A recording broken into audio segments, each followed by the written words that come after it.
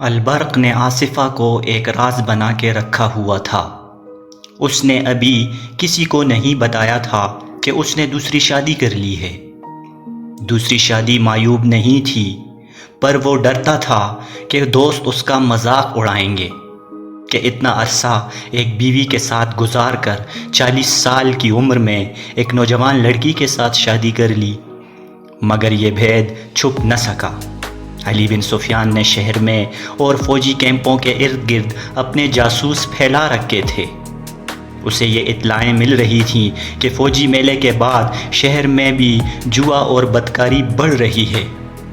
ایک روز ایک سراغ رساں نے علی بن سفیان کو یہ رپورٹ دی کہ گزشتہ 3 مہینوں میں اس نے 4 بار دیکھا ہے کہ خادم الدین البرق کے گھر سے رات اس وقت جب سب سو جاتے ہیں ایک عورت سیاہ لبادے میں لپٹی ہوئی نکلتی ہے۔ وہ تھوڑی دور جاتی ہے تو ایک آدمی اس کے ساتھ ہو جاتا ہے۔ سراغ رساں نے بتایا کہ 2 بار اس نے یہیں تک دیکھا، تیسری بار اس نے اس عورت کا پیچھا کیا۔ وہ اس آدمی کے ساتھ ایک مکان میں چلی گئی، وہاں سے کچھ دیر بعد نکلی اور اس آدمی کے ساتھ واپس چلی گئی۔ اس سراغ رساں نے بتایا کہ اس نے اس عورت کو گزشتہ رات گھر سے نکلتے ایک آدمی کے ساتھ جاتے دیکھا تو اس کا تعاقب کیا۔ وہ اسی مکان میں داخل ہو گئی۔ ذرا سی دیر بعد وہ ایک آدمی کے ساتھ مکان سے نکلی۔ وہ دونوں شہر کے ایک بہت بڑے مکان میں داخل ہوئے۔ سراغ رساں مکان سے دور دور رہا۔ بہت سا وقت گزر جانے کے بعد اس مکان سے ایک ایک کر کے 11 آدمی نکلے۔ آخر میں یہ عورت ایک آدمی کے ساتھ نکلی۔ سراغ رساں البرق جیسے حاکم کے گھر کے متعلق کوئی بات کہنے کی جرت نہیں کر سکتا تھا، لیکن علی بن سفیان کی ہدایات اور احکام بڑے ہی سخت تھے۔ اس نے اپنے جاسوسوں، مخبروں اور سراغ رسانوں سے کہہ رکھا تھا کہ وہ سلطان ایوبی کی کسی حرکت کو شک سے دیکھیں تو بھی اسے بتائیں، اور وہ کسی کے رتبے کا لحاظ نہ کریں۔ جہاں انہیں کسی قسم کا شک ہو، خواہ کتنا ہی معمولی کیوں نہ ہو، وہ علی بن سفیان کو تفصیل سے بتائیں۔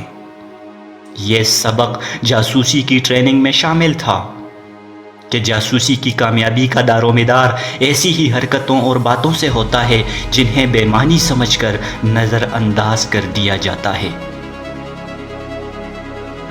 سراغ رساں کے مشاہدے کے بعد جو کچھ اس نے علی بن سفیان سے بیان کیا تھا،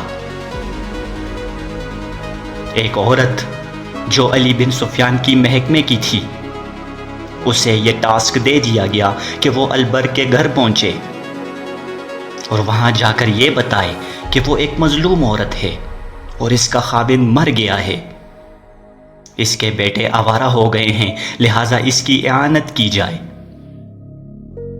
ہدایت کے مطابق یہ عورت اس وقت البرق کے گھر میں گئی جب وہ گھر میں موجود نہیں تھا۔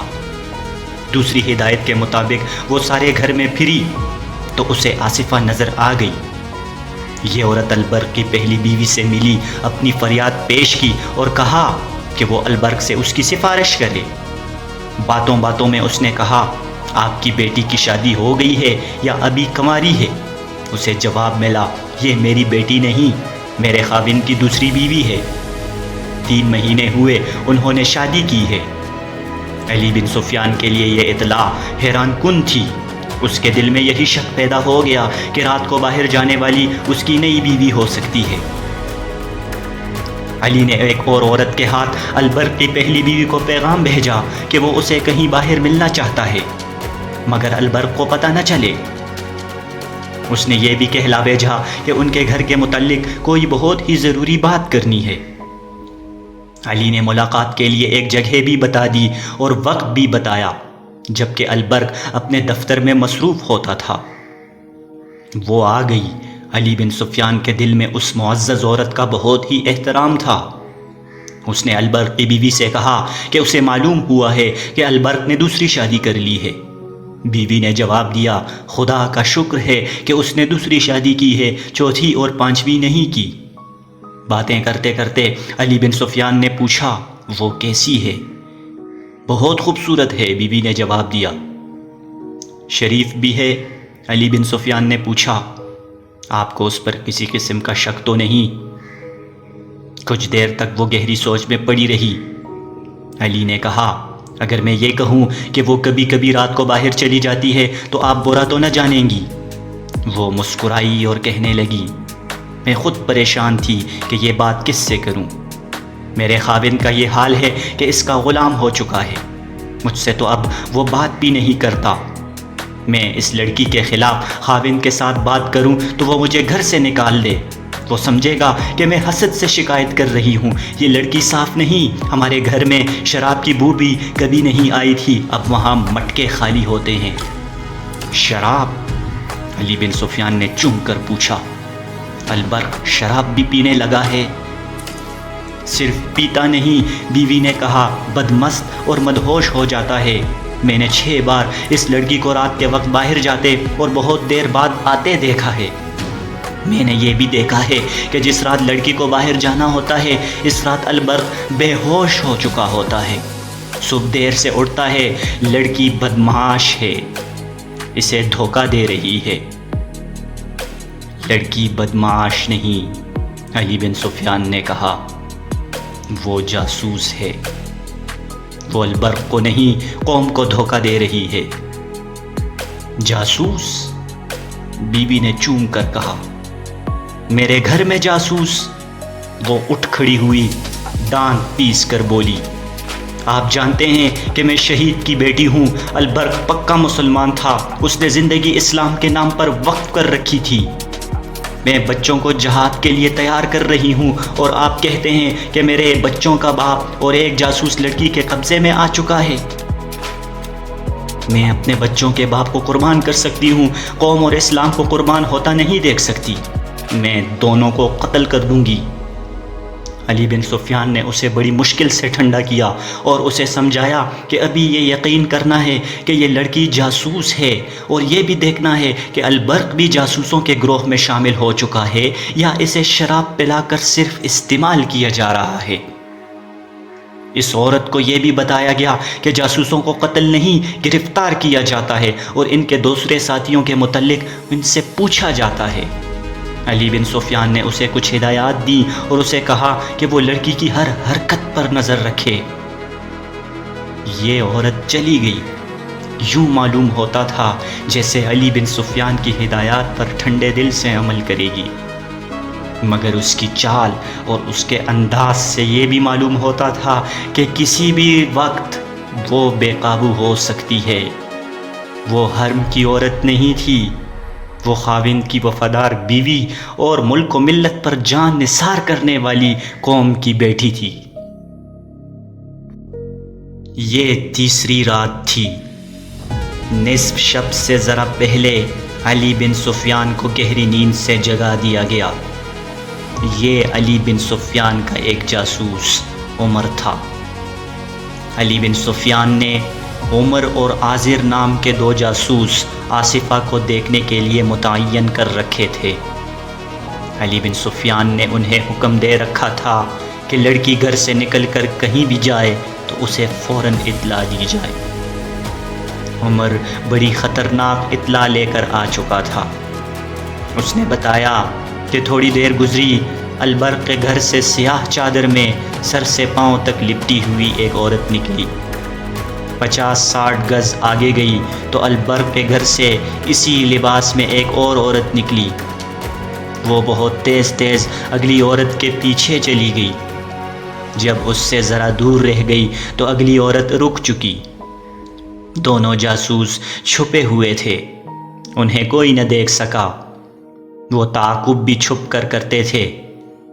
دونوں عورتوں میں نہ جانے کیا بات ہوئی۔ ان میں سے ایک نے تالی بجائی، کہیں قریب سے ایک آدمی نکلا۔ اس نے بعد میں آنے والی عورت کو پکڑنا چاہا۔ عورت نے اس پر ہتھیار سے حملہ کیا جو اندھیرے میں نظر نہیں آتا تھا۔ اس آدمی نے بھی اس پر کسی ہتھیار سے وار کیا۔ جو عورت پہلے آئی تھی اس کی آواز سنائی دی، اسے اٹھا کر لے چلو۔ دوسری عورت نے اس پر پھر سے وار کیا، اس کی چیخ سنائی دی۔ دوسری عورت نے اس پر ایک اور وار کیا اور آدمی کا وار بچایا بھی۔ دونوں عورتیں زخمی ہو چکی تھیں۔ عمر علی بن سفیان کو اطلاع دینے دوڑ پڑا۔ آزر وہیں چھپا رہا۔ اسے یہ دیکھنا تھا کہ یہ لوگ کہاں جاتے ہیں۔ علی بن سفیان نے اس قسم کے ہنگامی حالات کے لیے تیز رفتار اور تجربہ کار لڑاکا سواروں کا ایک دستہ تیار رکھا ہوا تھا۔ علی بن سفیان کی قیادت اور عمر کی رہنمائی میں وہ واردات کی جگہ پہنچ چکے۔ دو سواروں کے ہاتھوں میں ڈنڈوں کے ساتھ تیل میں بھیگے ہوئے کپڑوں کی مشالیں تھیں۔ وہاں دو لاشیں پڑی تھیں۔ علی بن سفیان نے گھوڑے سے اتر کر دیکھا۔ ایک البرق کی پہلی بیوی تھی جبکہ دوسرا آزر تھا جو عمر کا ساتھی تھا۔ دونوں زندہ تھے اور خون میں ڈوبے ہوئے۔ آزر نے بتایا کہ وہ البرق کی بیوی کو پھینک کر چلے گئے تو وہ اس کے پاس آیا۔ اچانک پیچھے سے کسی نے اس پر خنجر کے 3 وار کیے۔ وہ سنبھل نہ سکا، حملہ آور بھاگ چکا۔ آزر نے بتایا کہ دوسری عورت البرق کے گھر کی طرف نہیں گئی بلکہ ادھر گئی ہے جہاں وہ پہلے جایا کرتی تھی۔ عمر کو اس گھر کا علم تھا۔ علی بن سفیان نے 2 سواروں سے کہا کہ وہ دونوں زخمیوں کو فوراً جراح کے پاس لے جائیں اور ان کا خون روکنے کی کوشش کریں۔ باقی سواروں کو وہ عمر کی رہنمائی میں اس مکان کی طرف لے چکا جہاں آصفہ پہلے کئی بار جاتی تھی۔ وہ پرانے زمانے کا ایک بڑا مکان تھا۔ اس سے ملحق کئی اور مکان تھے۔ پچھواڑے سے گھوڑے کے ہنہنانے کی آواز آئی۔ علی نے اپنے سواروں کو مکان کے دونوں طرف سے پیچھے بھیجا۔ 2 سواروں کو مکان کے سامنے کھڑا کر دیا اور کہا کہ کوئی بھی اندر سے نکلے اسے پکڑ لو۔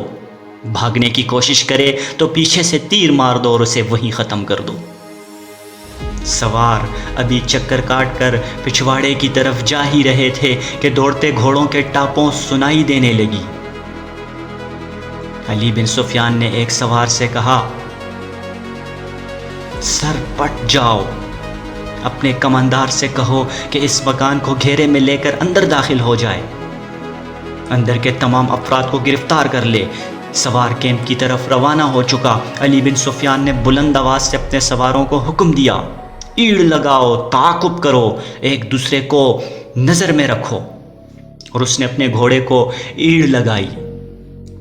یہ رسالے چنے ہوئے گھوڑے تھے اور ان کے سوار سلطان ایوبی سے کئی بار خراج تحسین حاصل کر چکے تھے۔ مفرور بھی شاہ سوار معلوم ہوتے تھے۔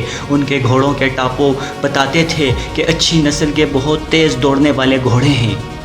یہ شہر کا علاقہ تھا جہاں مکانوں کی رکاوٹیں تھیں، گلیاں تھیں جو گھوڑوں کی دوڑ کے لیے کشادہ نہیں تھیں۔